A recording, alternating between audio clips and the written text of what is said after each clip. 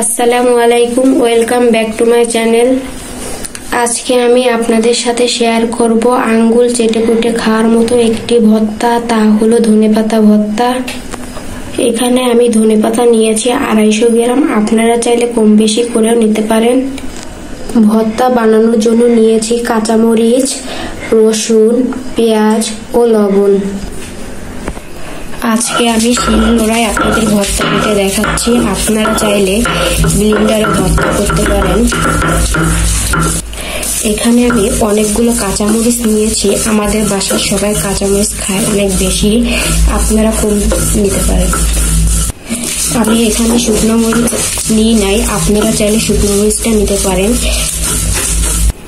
ধনেপাতায় কাঁচামরিচ দিলে দেখতে অনেক সুন্দর লাগে, ঝালটা বেশি দিলে স্বাদটাও বেড়ে যায়। আপনারা চাইলে ধনেপাতা, কাঁচামরিচ, পেঁয়াজ, রসুন ভেজে নিতে পারেন। আজ আমি ভাজা ছাড়াই আপনাদের এই রেসিপিটা বানিয়ে দেখালাম। আমি এখানে একবার বেটে নিয়েছি, দেখতেই পারছেন কতটা মিহি হয়েছে। আমি আর একবার বেটে নেব।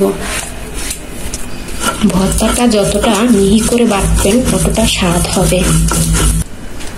দেখতেই পাচ্ছেন ধনেপাতা ভর্তাটা একদম রেডি।